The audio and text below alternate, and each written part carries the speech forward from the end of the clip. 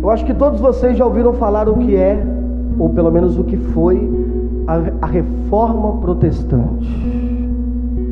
Vamos lá, participem aí, queridos. Pastor, eu acho que não tem nem como não falar, né? Porque nós, os protestantes, os evangélicos, falamos isso tanto. Pois é, mas você saberia me definir o que foi a Reforma Protestante? Qual o significado dela para nós hoje? Por que nós precisamos saber da Reforma Protestante? Qual é a relação da nossa cristandade com aquilo que aconteceu há 500 anos atrás? Será que hoje nós precisaríamos de uma nova reforma? Uma reforma sobre a reforma? Ou será que não? Será que hoje estamos vivendo de acordo com o que aqueles homens pensavam, né? Há 500 anos atrás, há 5 séculos atrás? É importante dizer, querido, que a Reforma Protestante, ela não foi um movimento que procurou transformar o Evangelho porque o Evangelho estava errado na sua essência.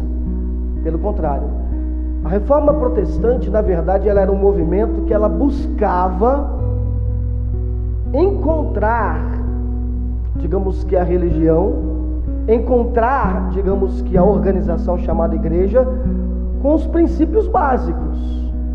Então não era algo novo. A reforma trouxe algo novo. Não, a reforma não trouxe nada de novo. A reforma, na verdade, ela quis resgatar aquela essência que começou a ser perdida. Provavelmente ali, claro que não há um momento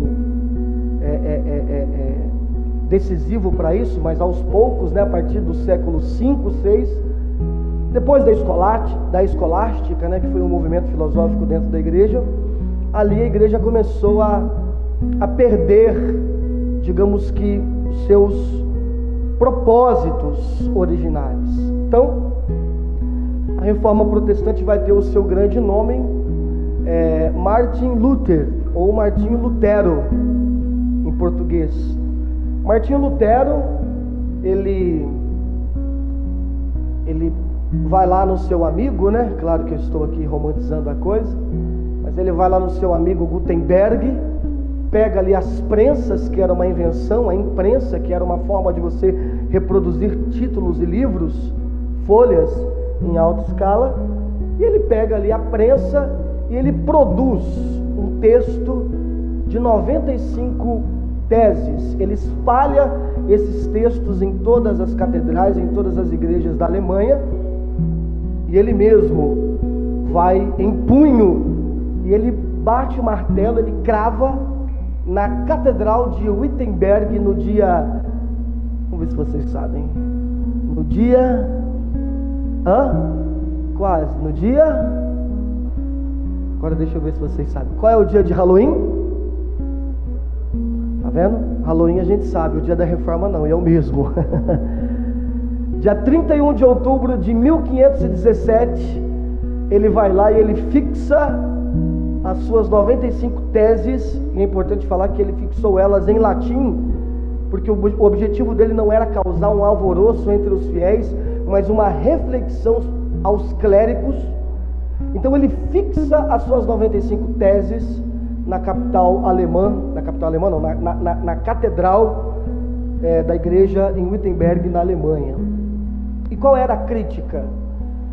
Lutero entendia que a igreja havia perdido a centralidade bíblica e se encontrava perdida, submersa em interesses políticos, econômicos, digamos que com um aspecto religioso. Então a igreja se intrometia em política e falava que era religião.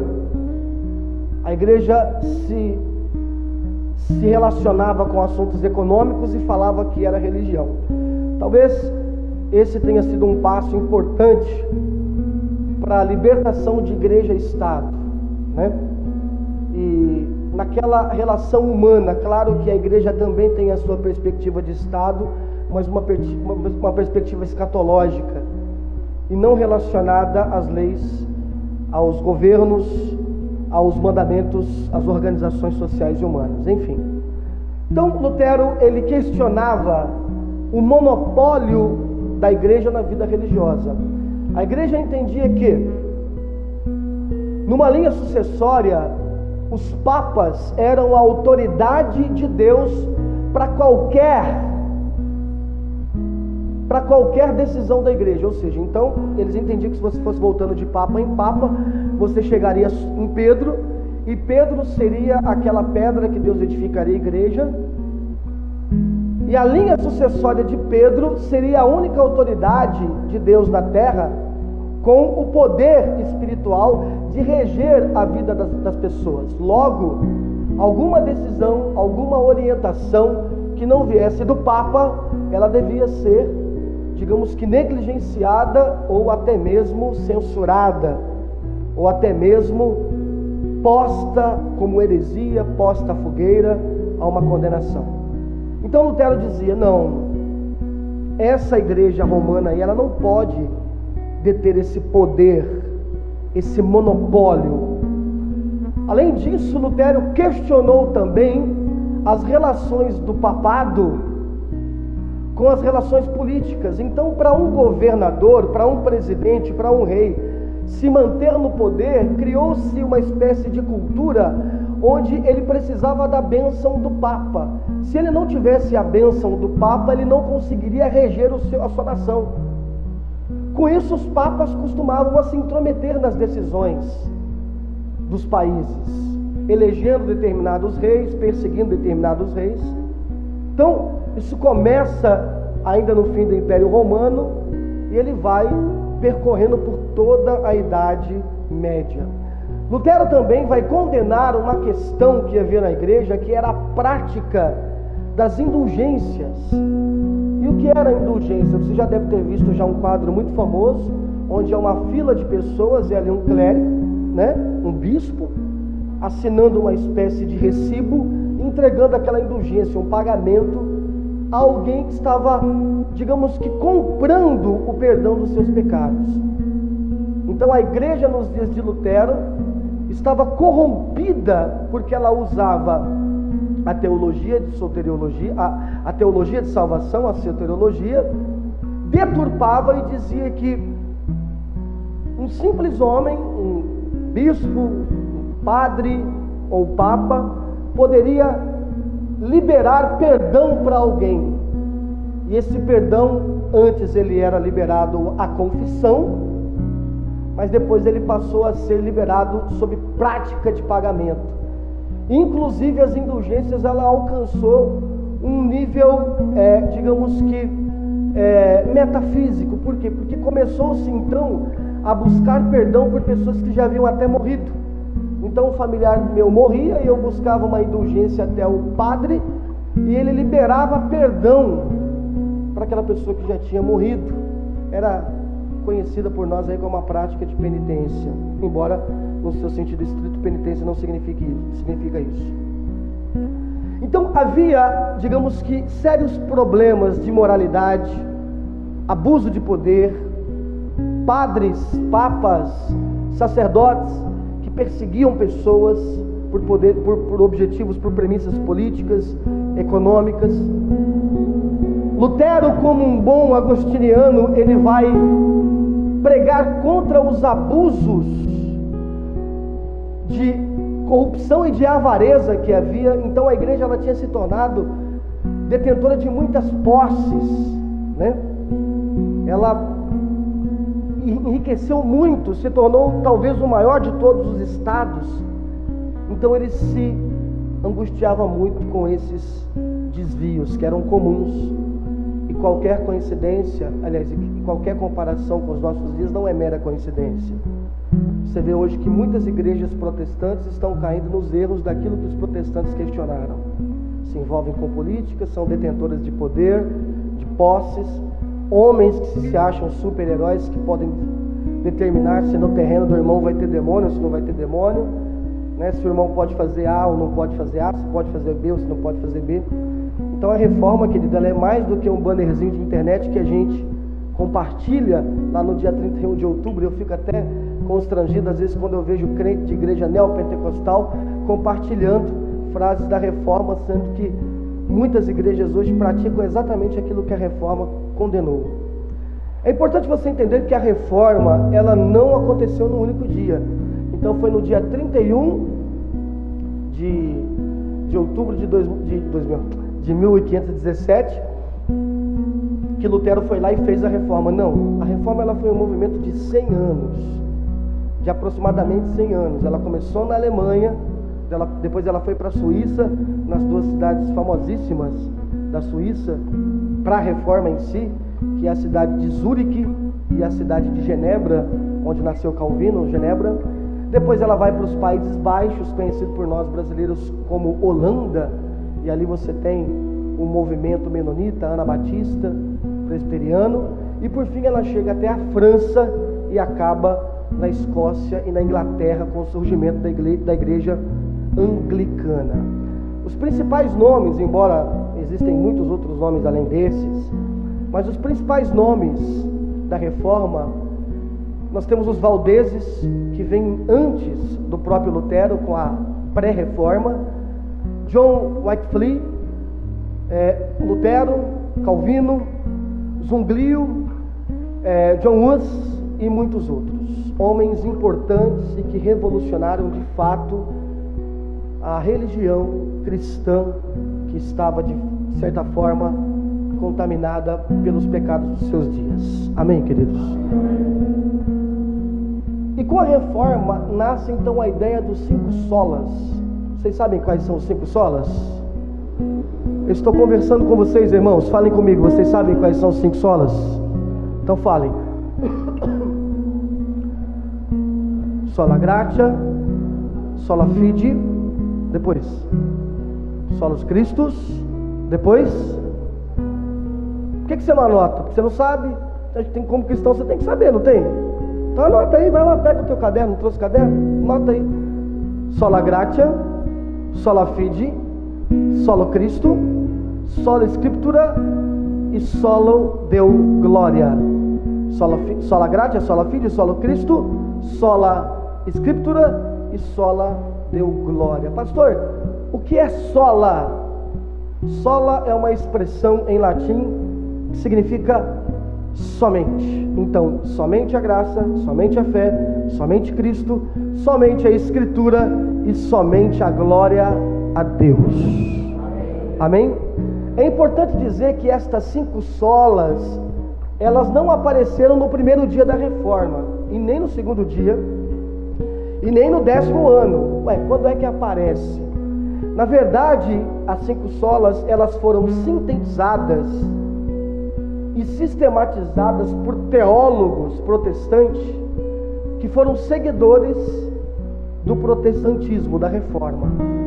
Então, até o 100 ano depois, o 50º ano da reforma, você tinha ali 3 solas, que eram sola gratia, sola fide e solo Cristo.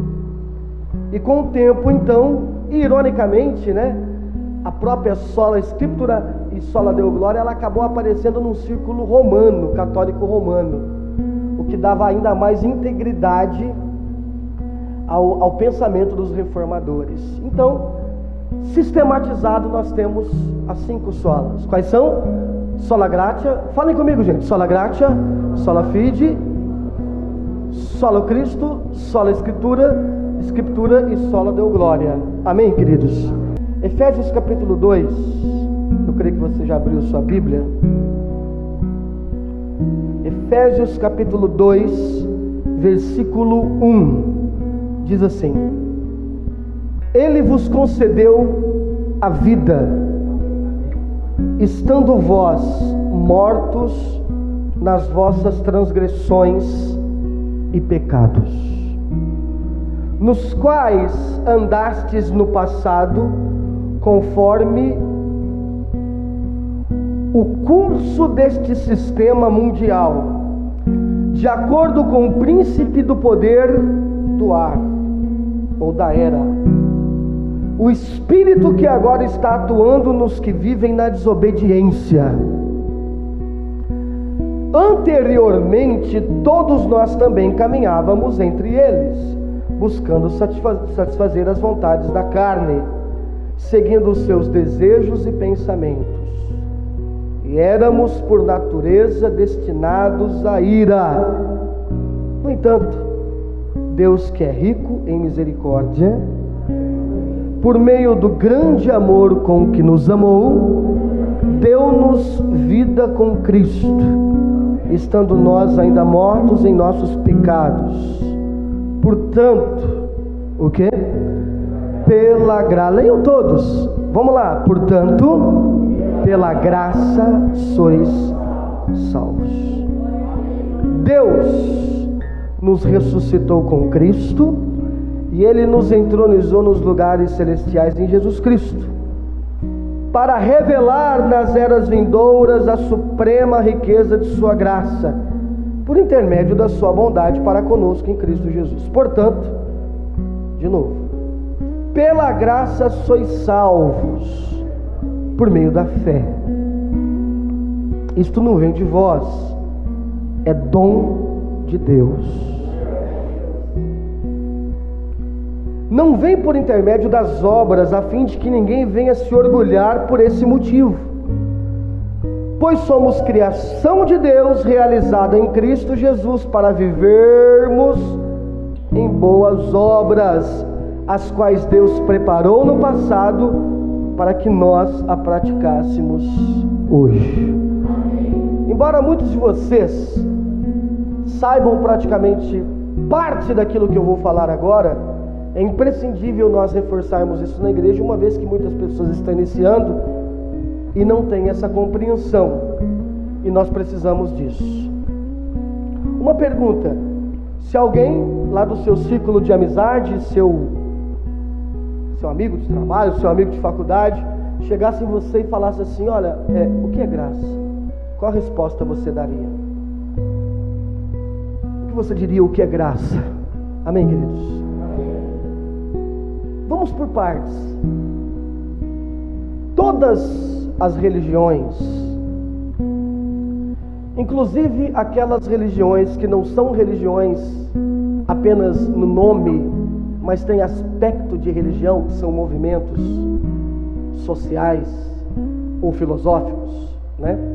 Se você pegar o movimento, por exemplo, marxista, ele vai dizer que ele não é um movimento religioso, mas o seu aspecto é de movimento religioso, embora ele se auto-intitule como movimento social. Mas é religião. Qualquer coisa que você não muda de ideia referente a ela, é religião. Todas as religiões, todos os movimentos humanos, filosóficos, sociais, eles possuem como base o esforço humano. Então eles vão dizer assim: todo benefício que a humanidade alcança, ela é um resultado do esforço do homem. Por exemplo, em todas as religiões, para alguém ser salvo, para alguém alcançar a eternidade, a vida após a morte, um estado, sei lá, como no hinduísmo, um estado de nirvana, ou qualquer outro exemplo de uma suposta dádiva e bênção eterna, qualquer uma dessas religiões vão relacionar este alcance ao esforço particular de cada pessoa. Então, por exemplo, no espiritismo, você precisa ser uma pessoa caridosa. Então você tem que doar, digamos que roupas, comidas. Tem que ser uma pessoa boa, uma pessoa que pratica o bem, porque quando você faz isso, você está alcançando um estágio de espiritualidade que vai te dar alguns benefícios na vida após a morte. Amém, queridos? Ou na sua reencarnação, seja lá o que for. Toda religião tem essa premissa: o esforço do homem garante a ele algum tipo de sucesso, né? O materialista é assim também. O materialista vai dizer: não, eu prosperei porque eu trabalhei muito, eu prosperei porque eu acordei cedo, porque eu me esforcei, porque eu sou dedicado. Então é assim que acontece. O pensamento do homem, ele centraliza o seu sucesso, quer espiritual, quer eterno, quer material, quer contemporâneo, quer atual, no seu esforço. Mas o Novo Testamento, o Evangelho de Cristo, ele vai dizer que no cristianismo não é assim que funciona. Toda dádiva, ela é dada a você, toda bênção, ela é dada a você, unicamente e exclusivamente pela vontade de Deus, que é o Pai. A maior dessas dádivas é o que? É a salvação. Então você não é salvo porque você praticou alguma coisa boa. Não, faça o bem e você vai para o céu. Faça o bem, pratique o bem, se esforce e você vai alcançar o melhor de Deus, né? Seja dizimista e você irá prosperar. Então estas são, digamos que, frases, pensamentos muito comuns dentro da igreja hoje, mas que não revelam o que é o Evangelho de Cristo. O Evangelho de Cristo é isso, é o poder de Deus que salva o homem. Amém, queridos? Então, quando você lê esse texto de Efésios, não há o que denunciá-lo, não há o que se contrapor, porque ele está sendo muito claro. Vocês tinham uma vida que era destinada à ira, vocês andavam e viviam como alguém que é destinado à ira, só que veio a misericórdia de Deus e se derramou sobre a vida de vocês em forma de graça. Então vocês são salvos pela graça, e vocês não têm mérito nisso. Isso é um dom de Deus, o mérito é dele, por isso só lhe deu glória. Só lhe deu glória. Então o mérito é dele. Ele é o autor desta salvação. Amém, queridos? Então nós podemos aqui diferenciar, por exemplo, misericórdia de graça. Você sabe a diferença de misericórdia e de graça? Eu já expliquei isso na igreja, você deveria saber. A misericórdia nada mais é do que o sentimento de Deus, a compaixão, o dom de Deus, que não permite o homem ser o quê? Destruído. Então quando Deus não destrói Adão, era o que ele merecia, porque ele separou-se do Criador. Ele não destrói por quê? Porque ele é misericordioso, e a Bíblia vai dizer que as misericórdias de Deus são a causa de nós não sermos consumidos. Se por um lado a misericórdia é esse esforço de Deus, e esforço absurdo, porque ele chega ao ponto de sair da sua condição de Deus, por misericórdia, por amor, então misericórdia é esse esforço de Deus, esse atributo de Deus, essa misericórdia de Deus, sentimento de Deus, que não permite a sua criação ser destruída. E por outro lado, a graça é esse sentimento de Deus, é esse esforço de Deus, que faz com que esta pessoa que não será destruída, não permaneça nessa condição, mas ela seja o quê? Transformada, ela seja glorificada, para ela voltar ao Pai. Então a misericórdia é o sentimento que traz até nós a graça, e a graça é o sentimento que nos leva até o Pai. Amém, queridos? Esse é o sentimento de Deus. Por isso convenciona-se chamar graça o quê? Favor imerecido. Então os irmãos que têm mais tempo de igreja lembram-se que lá na década de 80 e de 90, quando alguém perguntava o que é graça, a gente já respondia favor imerecido. Por quê? Porque é algo que nós não merecíamos. Nós não merecíamos a graça porque nós estávamos destinados à morte, mas a misericórdia de Deus trouxe a graça até nós. A misericórdia não deixou a gente ser destruído, e a graça nos faz ser o quê? Regenerados, transformados, santificados. Amém, queridos? Vamos a algumas referências cruzadas a esse texto de Efésios. Eu vou em ordem progressiva, então começa em Atos capítulo 15. Atos capítulo 15, versículo 11. Atos capítulo 15, versículo 11, diz assim: de modo algum cremos que somos salvos pela graça do Senhor Jesus, exatamente do mesmo modo que os gentios também. Amém, queridos? Então você vê que a doutrina de graça não era algo exclusivo de Paulo. Nesse concílio aqui estavam os apóstolos. Pedro puxa a palavra e ele, praticamente como se fosse Paulo dizendo, ele diz a mesma coisa. Ele estava dizendo: olha, nós não podemos ficar colocando sobre os gentios aí o peso cultural dos judeus. Os judeus têm os seus costumes, os gentios têm os seus costumes. Agora, o que é claro é que tanto nós como eles somos salvos, e por um único motivo: somos salvos pela graça de Deus, a graça do Senhor Jesus. Um pouquinho para frente, Romanos capítulo 3. Isto é a justiça de Deus por intermédio da fé em Jesus Cristo, para que todas as pessoas creem. Portanto, não há distinção, porque todos pecaram, destituídos estão da glória de Deus, sendo justificados gratuitamente por sua graça, mediante a redenção que há em Jesus.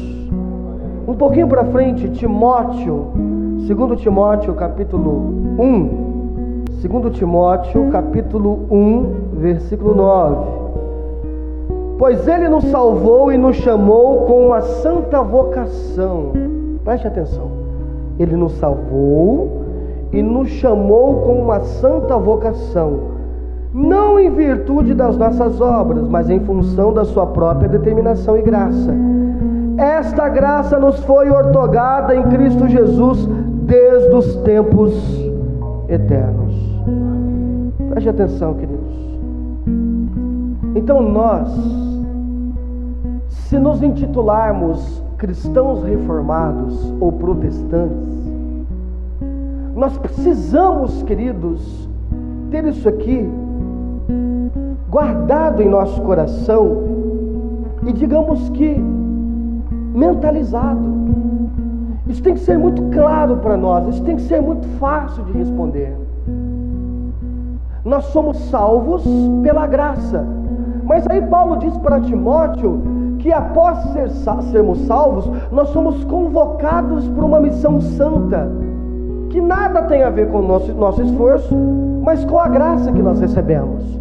E é por isso que ele vai dizer ainda lá em Efésios, que nós somos salvos pela graça por meio da fé. Isso não vem de vós, mas vem de Deus, não intermédio das vossas obras, para que ninguém venha se orgulhar por esse motivo, pois somos criação de Deus, e ele vai dizer, realizada em Jesus Cristo, para vivermos boas obras, do qual ele preparou para nós, para que nós praticássemos desde o início.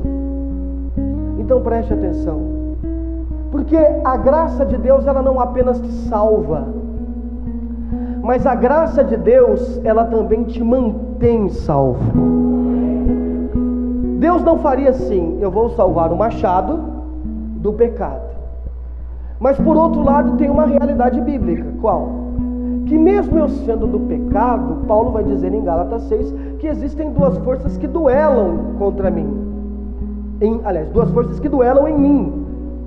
E aí, parafraseando Romanos, o bem que eu quero fazer e o mal que eu sou tentado a fazer. Ou seja, o bem e o mal estão duelando dentro de mim. O pecado e, por outro lado, o Espírito que está me santificando. Não é uma luta externa, senão seria um dualismo. É uma luta interior. Aquilo que você tem que fazer e você não faz, e aquilo que você não queria fazer, você está fazendo. E nos é dado uma mentalidade do Espírito para que a gente vença esse duelo no nosso coração. Amém, queridos?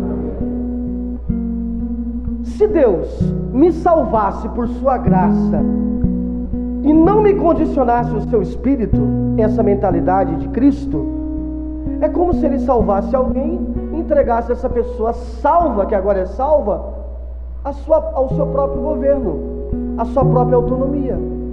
Ora, a minha origem de homem pecador me condicionaria ao pecado. Por quê? Porque aquele é o meu instinto. Se você pega um cachorro, por exemplo, quem tem cachorro? Se você pega o seu cachorro e dá banho no seu cachorro e solta ele, qual é a primeira coisa que ele vai fazer? Ele vai lá para a terra. Aí você briga com ele porque ele está indo se sujar. Ele não está indo se sujar, ele está indo se secar. cachorro não toma banho. Tomar banho é uma condição nossa, dos homens. Embora tem muito irmão que tem espírito de cachorro, né? Também não toma banho. Mas é uma coisa do cachorro. O cachorro você não precisa ficar dando banho nele toda hora. E ele fala, por que esse cara está jogando água em mim? Brincadeira, deixa eu lá me secar. Ele volta para o seu instinto, que é viver sequinho ali na dele.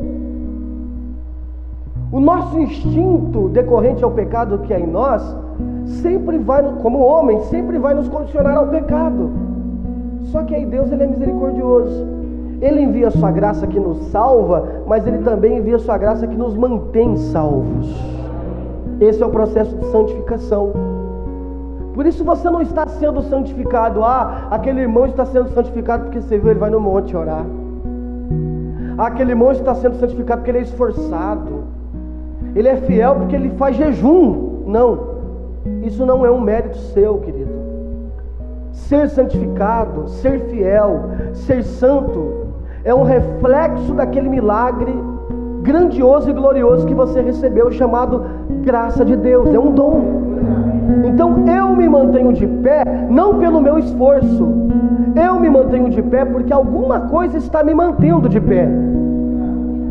Porque quando eu caio, é justamente o meu lado humano que me fez cair. E aí vem a misericórdia e me mantém de pé, me levanta. Por isso Deus firma os passos do homem bom, que no seu caminho se compraz. Se cair, ele não deixará prostrado, mas segurará pela sua destra.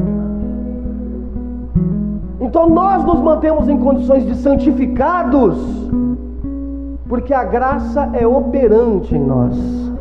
A graça não é algo que Deus fez lá 2000 anos atrás, enviando Jesus na cruz. A graça, ela é operante.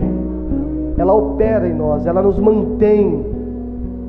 Ela nos mantém na condição de sermos salvos. Mas aí alguém diz assim, beleza, mas se a gente viver isso com muita verdade, isso não significa a abolição das obras, pastor? Porque se eu sei que eu não preciso fazer nada de bom para ser salvo, então vamos embora quebrar o pau aí e fazer tudo errado. Paulo também vai corrigir, ele vai dizer, não, isso não é motivo para vocês saírem pecando, porque vocês têm a mentalidade do Espírito agora vocês têm a mente de Cristo, a graça operando sobre vocês. Então se vocês têm a graça, agora vocês vão praticar boas obras, e é isso que o texto está dizendo. Ninguém é salvo pelas obras, mas é salvo, e a partir do momento que é salvo, começa a praticar as boas obras. Em concordância com o que Tiago vai dizer, que a fé sem as obras é morta, é exatamente isso. Nós precisamos compreender que fomos salvos pela graça, e agora convocados a praticar boas obras, justamente porque nós fomos salvos. Você não é salvo por praticar boas obras, mas é salvo para praticar boas obras, para praticar obras que glorifiquem a Cristo. Então, é justamente a graça que nos possibilita a possibilidade de obras livres da corrupção humana. Porque, por exemplo, tem gente que não coloca o pé dentro da igreja, mas está dizendo que está praticando boas obras. Mas quem é que está dizendo que aquilo é uma boa obra? Você? Você é corrupto. Você tem o coração corrupto. Porque aquela pessoa que você defende que está praticando boas obras, pode ser que uma pessoa que você não gosta pratique as mesmas obras, só que você não considera aquilo boas obras. Por quê? Porque é alguém que eu não gosto. Por exemplo, se o meu filho dar uma cesta básica para alguém que tem fome, eu vou achar bonito. Só que o Edir Macedo faz isso, e eu não gosto. Por quê? Porque eu não gosto de Edir Macedo. Então quem é que está falando que é boas obras?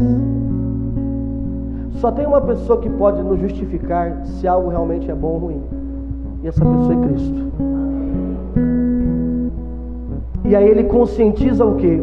O nosso coração, a nossa alma, se aquilo de fato é uma boa obra ou não. Sabe por quê?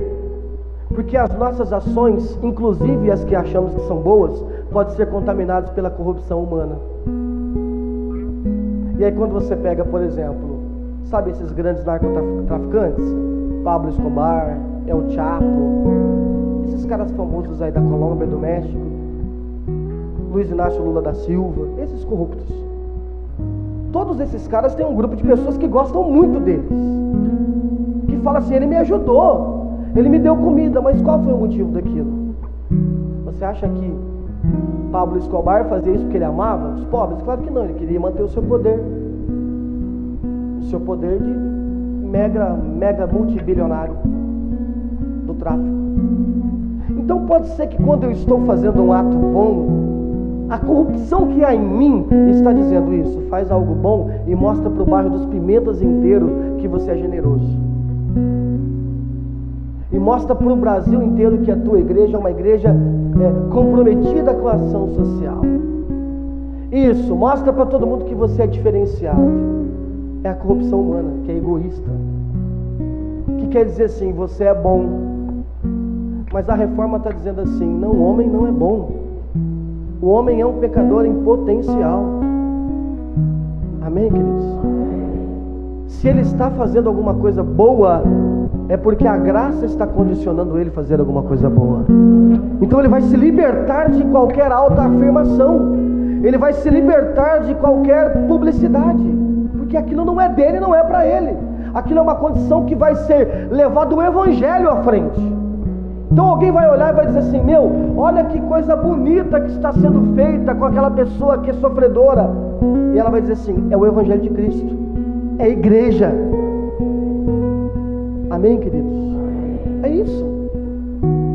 Qualquer tentativa de se promover uma obra boa, fragmentada, distanciada do evangelho, ela será corrupta, ela será partidária, ela será individualista. Quer ver uma coisa? Burger King passou o mês inteiro falando que está na defesa dos sei lá, é a sigla aí dos homossexuais. Passou o mês inteiro. Aí você fala para mim: poxa, essa é uma empresa que se preocupa com o ser humano. Pergunta quanto ganha alguém que trabalha no caixa do Burger King.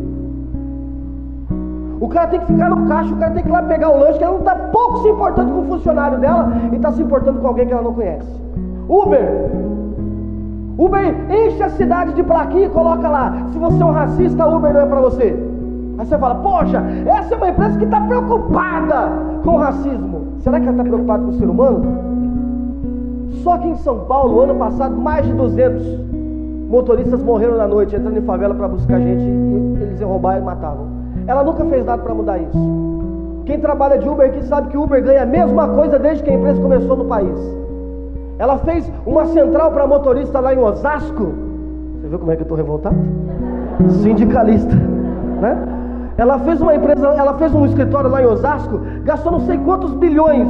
Ela não fez um banheiro para nenhum motorista, só para o pessoal de TI e pessoal empresário. Você fala: ah, essa é uma empresa preocupada com o ser humano. Não é. Toda tentativa de se praticar o bem distanciado de Cristo, ela será partidarizada, ela será individualista. Eu faço o bem para quem me convém. Entendeu? Só que quando a pessoa entende sola gratia, ela diz: não, eu não tinha merecimento nenhum em ser salvo, então eu tenho que praticar boas obras. Inclusive no Sermão do Monte, Jesus vai dizer assim: ó, inclusive com aquele que você acha que é teu inimigo. Ah, mas ele é meu inimigo. Ame e ore por ele. Ah, mas o que ele merece é a justiça. Deixa a justiça com Deus. A tua função é amá-lo, porque você também não tinha merecimento e foi amado. Amém, queridos? Estão compreendendo a relação da graça, irmãos? Como ela está relacionada com o nosso dia a dia, com o nosso comportamento? Somos salvos pela graça. E aí você me pergunta assim: pastor, e como eu sou salvo? Aliás, como eu sou salvo não. E como eu alcanço a graça? Como é que faz para alcançar a graça? Ó, conquistei a graça. Vamos ver o que Paulo diz em 2 Coríntios 12. 2 Coríntios 12, versículo 7. Então lembre-se: é pela graça que somos salvos, é pela graça que somos santificados. Ninguém é fiel por mérito próprio, mas a graça que te mantém buscando por santidade e fidelidade. Amém, queridos? Compreendeu isso? Gravou isso? Não é uma invenção minha e nem dos reformadores. É uma uma invenção de Deus. Amém? Vamos lá. Como alguém alcança a graça? 2 Coríntios 12, versículo 7. Diz assim: 2 Coríntios 12, 7. E para impedir que eu me tornasse arrogante por causa da grandeza destas revelações, foi-me colocado um espinho na carne, um mensageiro de Satanás para me atormentar. Então Paulo vai dizer assim, gente, cara, eu experimentei tanta coisa na minha relação com Deus que você não tem nem ideia. Só que por outro lado eu tenho um espinho na carne. A gente fica aqui conjecturando muito o que seria esse espinho na carne, mas acho que ao invés de conjecturar o que era esse espinho, acho que o que nós mais aprendemos aqui, queridos, é que ele estava dizendo assim: eu sou um ser humano, eu tive uma revelação do que é a eternidade, do que é o céu, mas quando acabou eu olhei para mim, eu falei, caramba, mas eu sou um humano falho, eu tenho pecado, eu tenho problema, eu tenho inimigo, eu tenho algo que eu falo assim, alguém que viu essa santidade não poderia ter isso. E ele vai orar até Deus, e ele vai dizer, olha Deus, se eu sou participante de tudo isso aí que o Senhor me mostrou, como é que pode eu ser tão falho, tão humano, tão fraco na minha vida mortal? Continue. Por 3 vezes roguei ao Senhor que Ele removesse isso de mim. Entretanto Ele me declarou: a minha graça é suficiente, pois o meu poder se aperfeiçoa na onde? Na fraqueza. Sendo assim, de boa vontade me gloriarei nas minhas fraquezas, a fim de que o poder de Cristo repouse sobre mim. Então, como alguém alcança a graça, pastor Machado? Ninguém alcança a graça. Não. Nós somos fracos humanos. E se nós tivéssemos o entendimento que nós precisamos nos esforçarmos para alcançar a graça de Deus, isso seria impossível. Por quê? Porque nós já estamos comprometidos com a vontade do pecado. Então, quando você estivesse indo buscar a graça, alguma coisa te influenciaria, você desviaria o seu itinerário e chegaria de novo no pecado. Por quê? Porque você está condicionado pelo pecado a buscar o pecado. Então nós não alcançamos a graça, é a graça quem nos alcançou. E isso faz toda a diferença. Porque senão você vai ficar aqui, irmão, se esforçando para alcançar alguma coisa. Eu lembro que quando eu era infantil, biblicamente, eu fazia isso, por exemplo, com o Espírito Santo.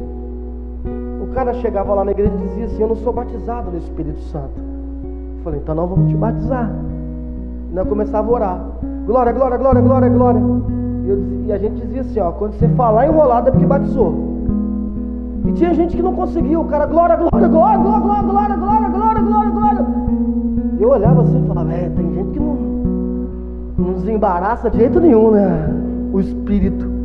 Vai, irmão, vai, glória, glória, glória, glória, glória, glória, glória, glória. Tá começando, glória, glória, glória, glória, glória. Não, tá em inglês aí, um pouquinho mais. Glória, aí, glória andarabala xandabaia. Agora foi. Eu lembro que teve uma vez que eu fiquei com o irmão no monte 6 horas, irmãos, para batizar ele no Espírito Santo. E não batizou o danado. Teve até um irmão que falou assim para mim: deixa comigo lá, porque eu tenho o dom de ensinar igual. E ele disse assim: eu estou falando diante de Deus, isso era o pastor Garcia. Ele olhou para o irmão e falou assim: fala comigo, labalá, labalá, xambalá, xambalá, tchuclai. Agora fala tudo junto, lambalá, tchuclai, tchuclai. Machado, agora vai lá que ele batizou. Quando eu comecei a orar, e aí, irmão, eu não senti nada. Aí você já tem a resposta. E qual é a resposta? Você está no pecado. Entendeu? Querido, o Espírito Santo, o dom do amor, o dom da graça, nada disso é porque você se esforçou, mas isso tudo é uma graça imerecida, foi dada de Deus para você. Foi Ele quem te alcançou.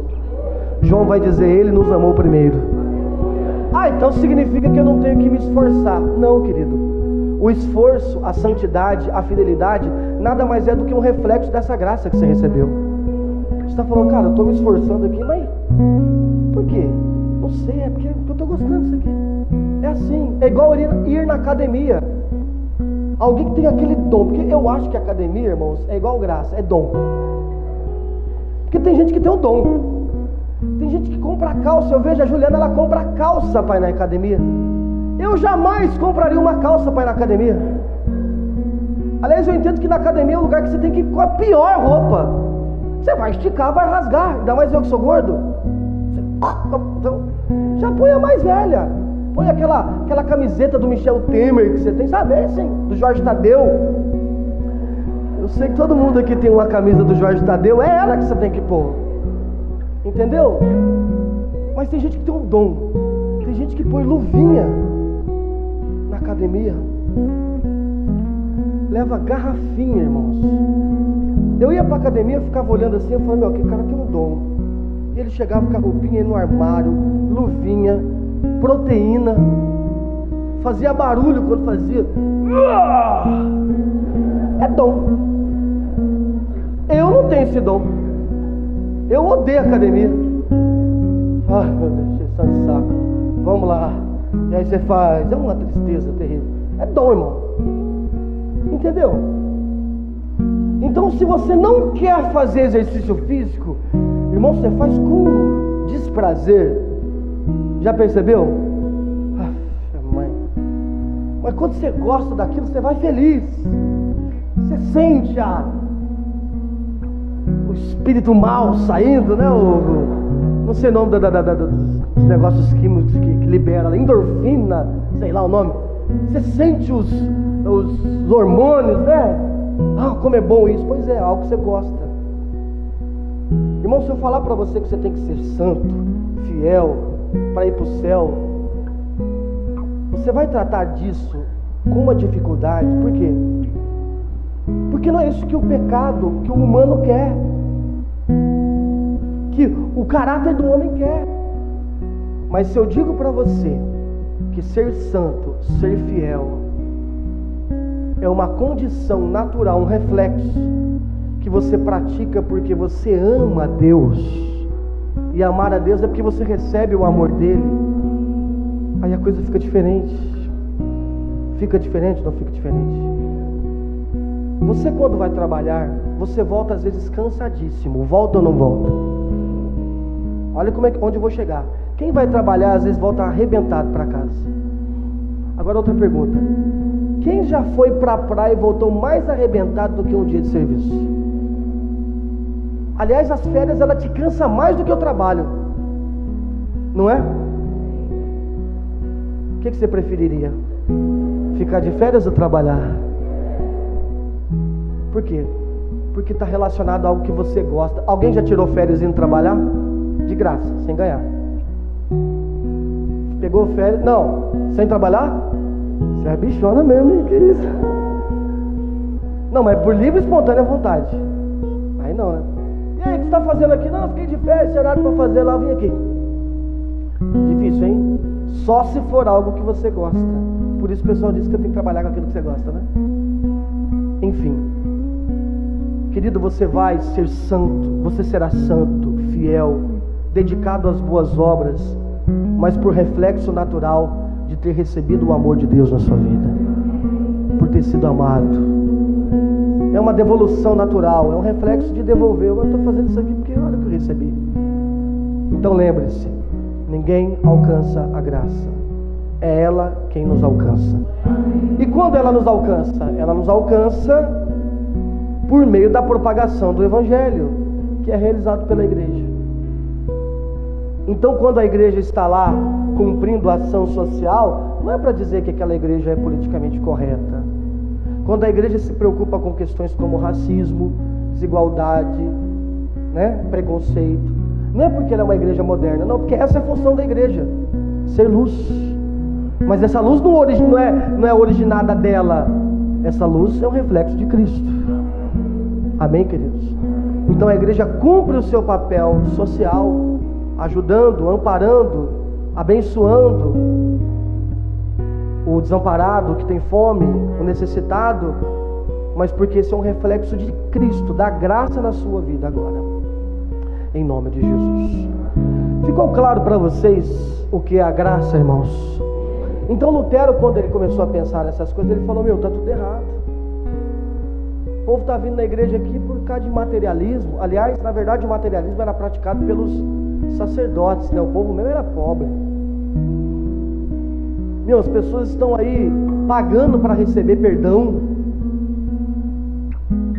Os caras estão indo na igreja aí, mas estão cada vez mais materialistas, se envolvendo com questões que não eram para se envolver. Cada vez mais dizendo que receberam o favor de Deus porque eles são bons, eles conseguiram. E aí a gente tem que refletir sobre isso, irmãos, e trazer para os nossos dias. E ver se em alguma coisinha nós não somos condicionados a isso também. Porque sempre o pecado vai dizer assim: seja humanista. Diga que você conseguiu isso aí porque você é capaz, porque você é bom, porque você se esforçado. Mas a graça de Deus vai nos levar ao caminho de gratidão e dizer: agradeça a Deus. Amém. Por todas essas dádivas recebidas. Amém, meus irmãos. Amém.